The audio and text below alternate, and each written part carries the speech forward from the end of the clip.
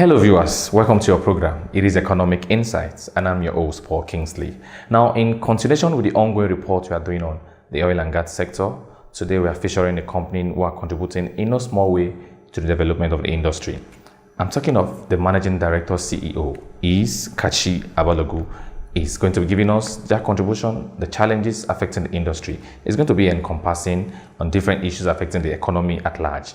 It promises to be an interesting conversation. Sit back, relax. I'll be back after this time out. With over 15 years of operation in Nigeria, Kachmann Group provides services to multinationals and local oil and gas companies. It was incorporated in 2002. Since then, it has made notable contributions in Nigeria. The Chief Executive Officer of Kachmann Group, Mr. Kachmann Group, is a trained economist with over a decade of professional experience in design, engineering, and construction services. Yes, my name is Kachmann Group. I'm a Nigerian and economist by training. I grew up in Warri and Port Harcourt in Nigeria. I attended the Federal Government College Warri and the University of Port Harcourt, where I studied economics. I presently reside in Abuja, and my hobbies are reading, traveling, and sports. I like football, and I still play football just to keep fit, weekend football. Well, the Kachmann Group was established in the year 2002 with the first company, Kachmann Nigeria Limited, and thereafter in 2010 established the Kachmann Oil and Gas Company. And also in 2010 registered another company, United Refining Kachmann, which was a joint venture with United Refining Company of Pennsylvania, USA. And in 2014 we also registered the Kachmann Charity Foundation to carry out the CSR, corporate social responsibility works of the group. Kachmann Group is highly equipped with young, dynamic management and technical team with years of corporate and field experience to undertake and execute any given task in its field of endeavors. The first company, Kachmann Nigeria Limited, that was set up, does everything from engineering, procurement, construction, and consultancy services. And Kachmann Oil and Gas does business in the upstream sector of the oil and gas industries, and we deal with the major IOCs, the major players in the industry. United Refining Kachmann is a player in the downstream and midstream sectors of the economy, oil and gas industry. So we lift, trade and market crude oil and refined petroleum products. And the Kachmann Charity Foundation carries out charity works and our corporate social responsibility. Well, we've done a lot of projects, in Nigeria, but if you're talking about the oil and gas industry, we haven't really. And then basically, first of all, your question is about what projects have distinguished us. Well, we try to, the Kachmann brand, we want to distinguish ourselves in everything we do, right? But in the oil and gas industries, we unfortunately haven't done any major projects because in Nigeria, for you to do a major project in the oil and gas industry, you probably have to have a foreign partner or huge finances which are not so available. So the Kachmann Oil and Gas is looking to, foreign partnership to do that. Then in government and all of that, we've done some jobs for the Niger Delta Development Commission and UBEC. So we've done a lot of jobs. We try to distinguish ourselves in everything we do, so we don't want to really go into specifics. Well, the Kachmann Group, we are looking to grow annually, and in the next 5 years, we think we can actually be huge, But, the Nigerian space, it's kind of unique and all of that. So, like in the oil and gas industry, you need a couple of things. You need one of them, you need foreign technical partners and resource companies to operate. And you also need a lot of financing, and which the Nigerian financial institutions or Nigerian banks alone cannot offer you. We all know the state of our banks and all of that. So we are looking to grow, we are looking to do more and all of that, and to overcome regulation and all of that. So we have huge things to overcome and all of that. And Nigerian laws are really just there. Well, the major challenges we're facing in the Nigerian business environment, one, I would say the Nigerian financial institutions, cannot or have not really been able to, assist us and help us compete the way we would want to. Then if you get into by the time you get into the oil and gas industry, you find out that you also have issues like over-regulation of the industry. You have a hostile host communities expecting too much from the community content, and insecurity in the Niger Delta, and a host of other issues. Yeah. Well, with the host communities, we try to engage the host communities. We care and respect for them, right? And we try to engage them through the community governance structures when we have a project, right? So we sit down with them and, come up with a memorandum of understanding that's agreeable to all parties, so that there'll be no disruption to our work or project when it takes off. And we also, aside from the social development projects that we do with the communities, we also try to maximize our positive impacts, on them through maybe, job availability, job opportunities for the communities where they have the skill set, So that's it. With proper engagement, you can always get through and get along with the communities. Through its charity foundation, Kachmann Group has advanced the cause of being socially responsible by engaging in activities that directly benefit and impact the community where it carries out its business. Yeah, for our CSR, for the Kachmann Group, is geared towards the indigent Nigerians. We try to reach them at the grassroots. We have built a school here in Abuja for orphans in Kubwa. The orphanage had about 200 children, and there was no school in the neighborhood. So they were being homeschooled, and which wasn't good enough. And luckily they had space, and we built classroom blocks for them. And they turned it into a proper school from there, because there was no school in the community and the neighborhood. So all other kids came and joined them in that school. And unfortunately, it's still the same Divine Wounds of Jesus Orphanage Home that was recently demolished in Kubwa, Abuja. Yeah. So, and in addition to that, we also assist the IDP camps with the IDP camp clinic with drugs, because when it comes to charity work and helping, most people have a certain mindset that everybody wants food and maybe clothes, but they forget that they also fall sick and have other issues. So they have a clinic, one clinic for all the IDPs in Abuja, and which is being run by a charity that sends doctors there, but they don't have drugs. So we were able to provide drugs for them and keep them alive, really. So yeah. Then in addition to that, we also visit. Then something else.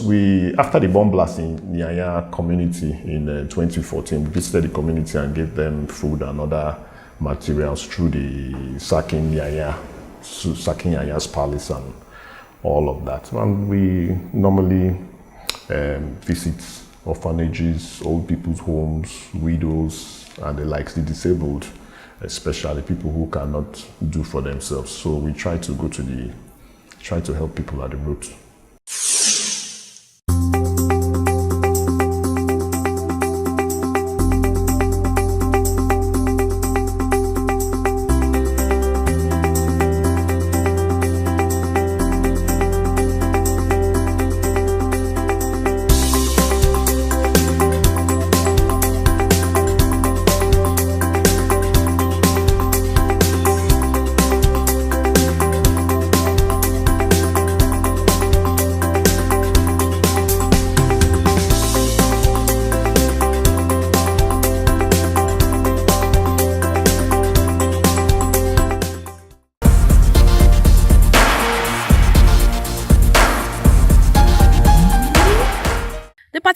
of local companies in the oil and gas industry may have fallen significantly as the slump in global crude oil prices has left many without growth and development. Experts describe the sustained low oil price as a major threat to the gains recorded by the Nigerian Local Content Initiative. Well, the oil and gas sector in Nigeria, I think, is not mutually exclusive from what is obtained around the world. Yeah, in Nigeria especially, there's a lot of divestment from the IOCs, right? They basically have a couple of issues, right? And they're divesting from onshore to offshore production, you know.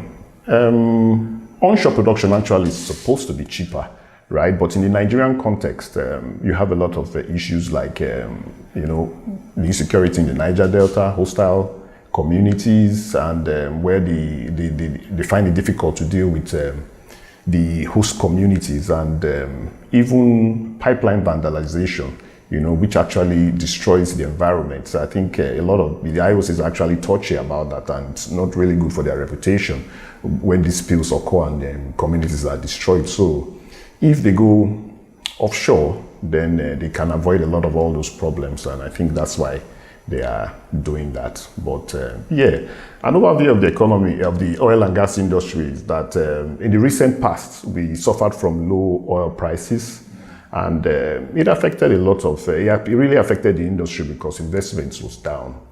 You know, investments was really down, and there was uncertainty in the industry. So, but now prices are going up 50, 60, you know, and the investments are coming back, you know, and the upstream sector, which was most impacted by the low oil prices because they're into production and exploration, they are beginning to come up with new investments.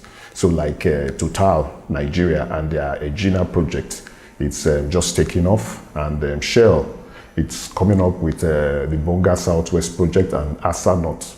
So the investments are back, and I think the future looks good.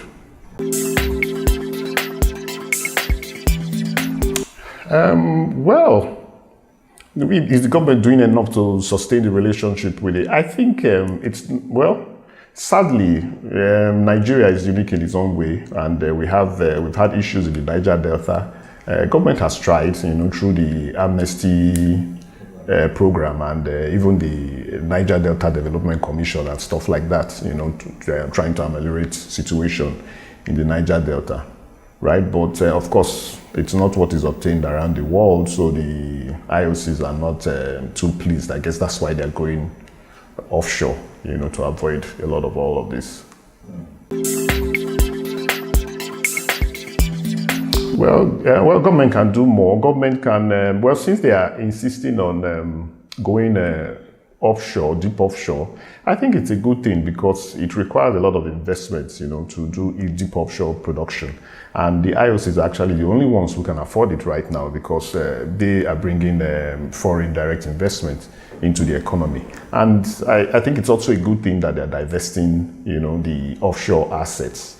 Yeah, and I think Nigerian companies have done well, you know, with the divestment and the running of offshore fields. As a matter of fact, some Nigerian companies like Seplat and ITO have actually had better production results than the IOCs in onshore production. Maybe because they're Nigerian, they can better deal with the communities and, you know, secure the pipelines and all of that more. But they've done well, so I think it's a good thing. It's a good scenario for Nigeria.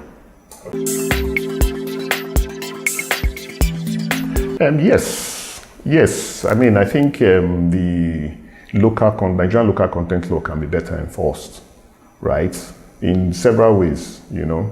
It can be better enforced because foreign companies still insist on using foreign unskilled workers in some cases, like vessel operators, cooks, and all sorts of unskilled workers. So Nigerian content, the administrators need to really be, you know, enforce the program and make sure that Nigerians get all these jobs which they can do.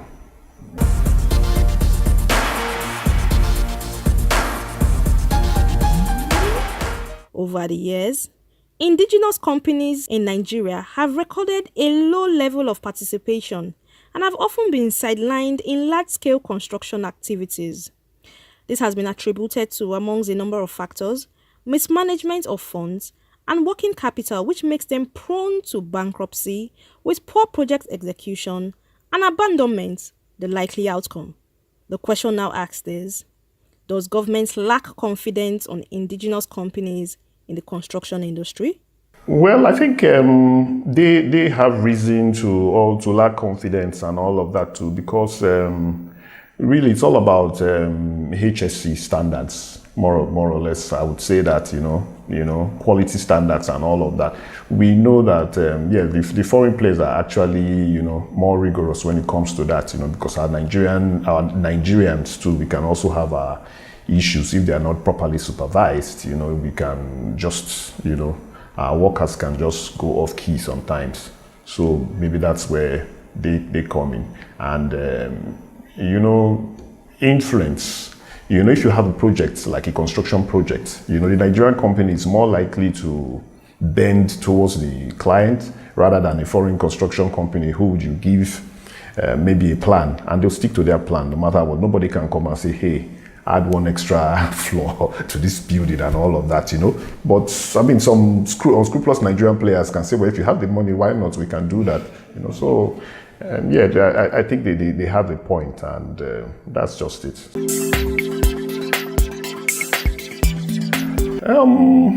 I don't agree, right, that we lack project management skills in Nigeria. I just think that Nigerians are susceptible to be bent, more or less. That's just it, So I think that's the major issue. That's the major issue. So Nigerians flourish when we go to other climes where the rule of law is strict, right? But in Nigeria, where it's not where you think you can, if you think you can get away with it, that's why you do it, So yeah.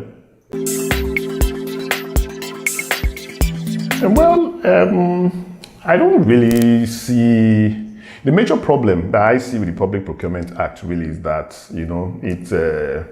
it doesn't help the small players. It's only good for the big players, right?